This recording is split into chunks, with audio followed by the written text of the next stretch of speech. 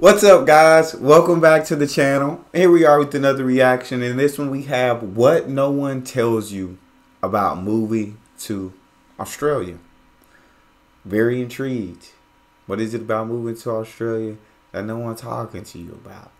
Before we dive in, if you happen to enjoy, please don't forget to subscribe. Give the video a thumbs up so it gets suggested. Let's dive right in. I moved to Australia from the US and have lived here for the past 3 months.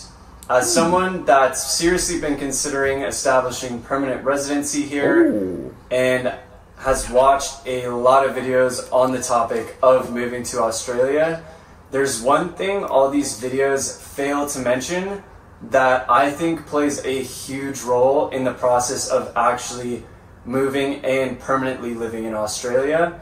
And that's going to be the country that you're from plays a huge part in what your immigration process is going to look like. An interesting trend I've noticed among the videos that really champion and encourage moving to Australia is that a lot of the creators behind these videos are from the UK. Facts. And I think there's definitely a reason behind that. Mainly that being from the UK, you're going to have a much easier time moving and relocating to Australia than most other countries. That makes sense. So I wanted to share. I hadn't even thought about the fact that most of them are from the UK. There has been some from the US. Don't get me wrong. I reacted to some from the US as well. But a lot of them that I've gotten the chance to react to have been from the UK. Which countries I think have an edge when it comes to moving here and relocating to Australia, as well as my current plans as someone from the US to try and establish residency and move here permanently. I just want to throw out a quick disclaimer that immigration is really complicated, especially here in Australia, and I am not an expert in this by any means. This is just what I found in my own research. I also want to say that no matter where you're from, immigration is going to be really hard, and I'm not trying to discount the process and the difficulties that anyone is going through. But anyways, let's get back into it with which countries I think have the biggest edge moving here to Australia. So the country with the biggest edge immigrating to Australia is definitely going to be New Zealand. Of course. And if you're from New Zealand, all you need is to have a passport and you can instantly live and work in Australia. After 4 years, someone from New Zealand can also just instantly apply to become a permanent resident. So, number 2. I feel like that completely makes sense being from New Zealand. Like, y'all right there, you and Australia have a lot of similarities. So, and I'm sure it kind of works both ways. So if someone from Australia wants to move to New Zealand, I bet it would work the same way. But New Zealand being the #1 option, that makes sense. Is going to be the UK. And the biggest edge that you have coming from the UK, I would argue, is your working holiday visa. For most countries, including the US, you have to do certain specified work. And this is a question I get all the time on the channel. Why would I choose to live in Cairns? Cairns is considered a remote region, and so by working up here, I can extend my working holiday visa past the first initial year into 2 or even possibly 3 years. I feel that. If you come from the UK, you don't have to do any of that specified work and can instantly renew your visa for up to 3 years. That's pretty dope. I feel like, and that would be a big advantage to move from UK. I literally thought that like everybody had to do these working requirements to like renew their visas. But I guess from his research, he said that's not required in the UK. But if you're coming from a lot of other countries, yeah, you are required to do specific work to be able to extend your visa. I did not know that.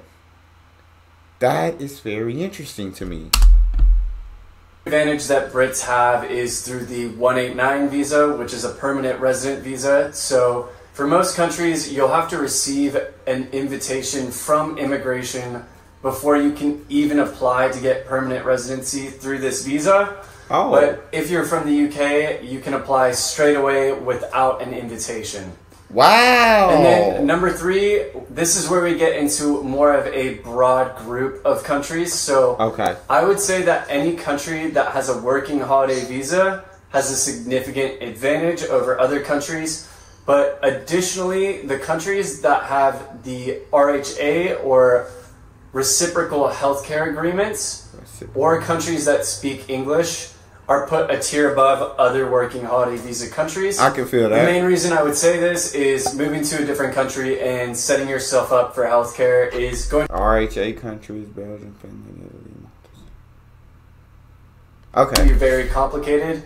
But if you're a country that is part of the reciprocal healthcare agreements, that's one less thing that you need to worry about. But Nice. I throw in English-speaking countries as well, because countries like the US, Canada, and the UK aren't required to take any sort of English literacy test in order to apply for permanent residency, whereas all the other countries are going to need to go through that process. So in my mind, they're kind of at the same level, but if you have both the RHA and you're an English-speaking country, again, that's going to give you even more of an edge over other countries. Yeah. The fourth group that's still going to have an edge is going to be any other countries that have a working holiday visa available to them. So this would be countries like Thailand, Argentina, Indonesia. One thing that is interesting is there's two different holiday visas, the 417 and the 462. Under the 462, if you come from a non-English speaking country, you're going to need to prove competency in English before even getting your working holiday visa to come here. And then group number 5 is going to be any other countries that don't fall under the working holiday visa countries. And I think the biggest country that comes to Australia under that is probably going to be India. And I've seen a lot of people from these countries have to go straight into the student pathway for getting a visa. So they have to go straight into some sort of technical or university kind of educational process as soon as they get to the country.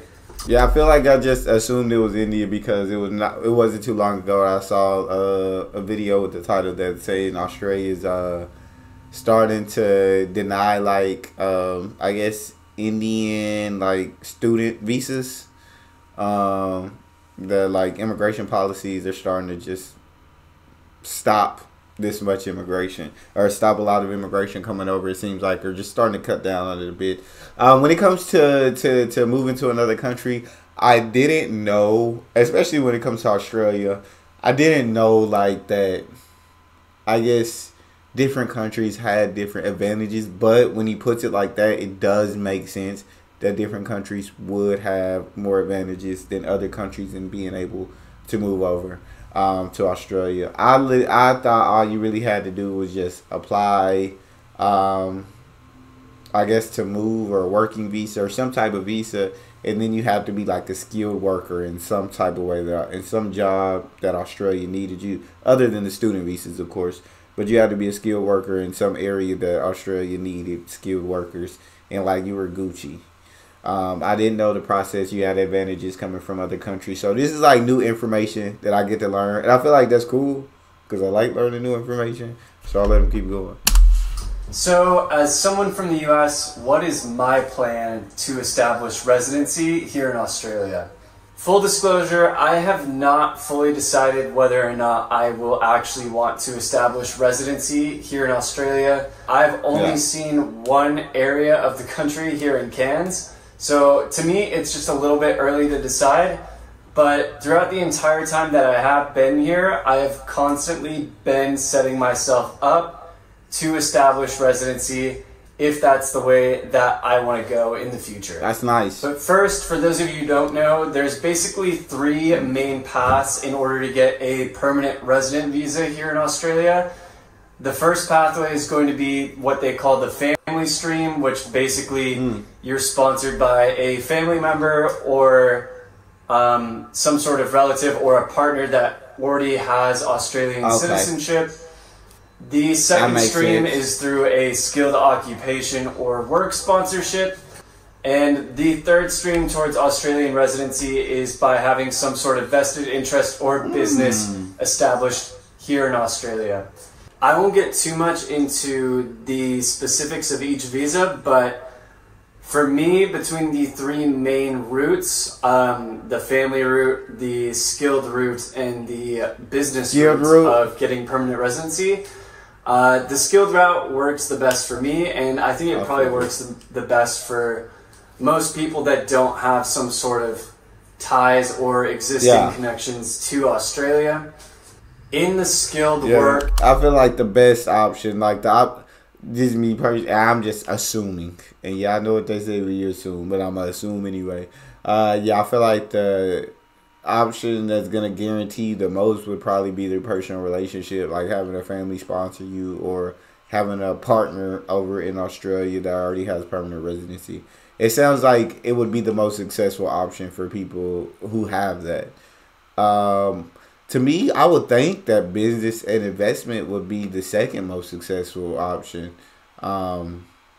Because, I mean, you're investing in the country by creating a business in the country, creating jobs inside of the country. So I would assume that that would be the number 2 option, and skilled worker number 3 option, just because you are, like, helping the country in an area the country need workers in. You become one of the workers. So I would list those as 1, 2, 3 is probably most successful options in being able to get residency in Australia. Now, if I'm wrong, please correct me. Let me know. I don't mind being wrong. Pathway to getting residency. There's really 2 main options. You can either go the employer-sponsored route or the self-nominated route. And for me, I like the idea of going the self-nominated route. And that's what I'm leaning towards at the moment. But what exactly does that look like?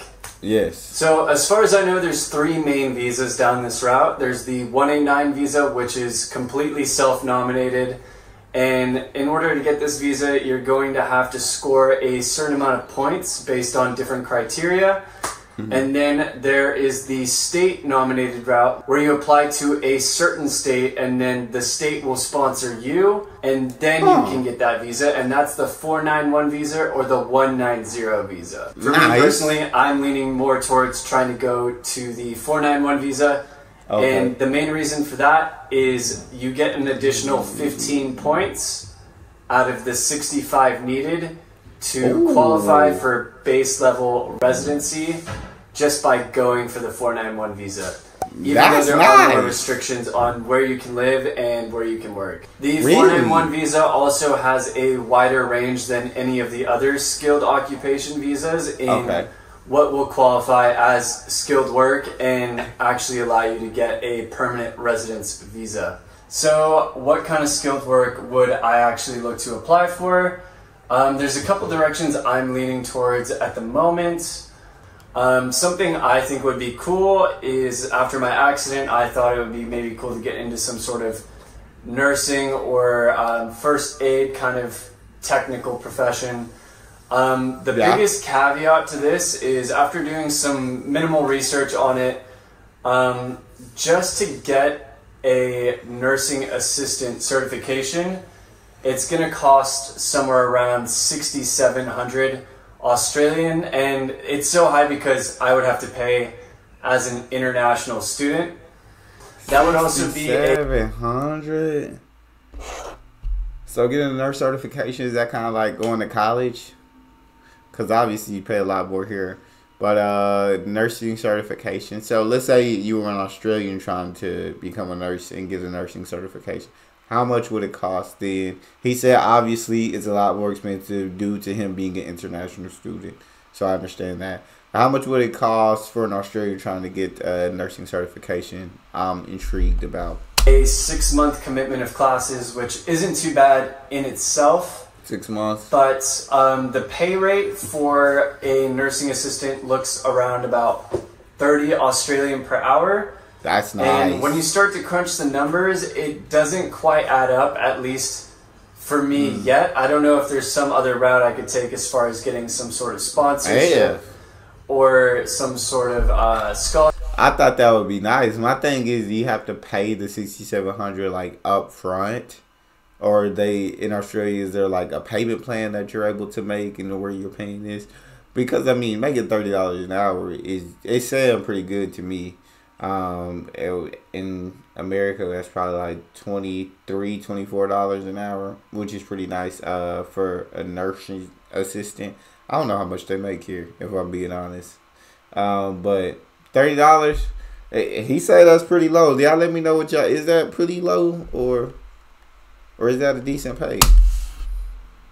Scholarship or anything like that, but at least as far as the increase in pay goes, the effort expended to get that doesn't quite seem worth it to me.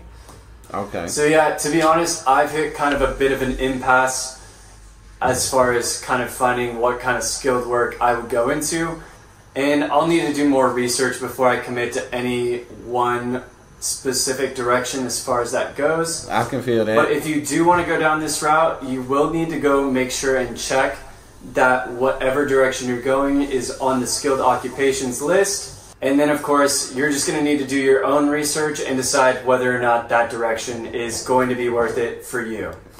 Anyways, that's going to be it for this video. Let me know down in the comments what I got wrong, or... I feel like that was a good video in terms of I definitely just got to learn more things about what it actually takes to be able to move to Australia. And a lot of things that I didn't know about what visa plans may be best for certain people, what pathways you should follow. So I think that was a cool video of him giving you different examples of the pathways that you can take. Him talking about the bigger advantages that other countries have when moving to Australia, or the disadvantages that other countries have when moving to Australia. And I'll be very intrigued to see what he does next. But that's all we have. If you guys enjoyed that, please don't forget to subscribe. Give the video a thumbs up and check out that next one. I'll see you guys next time.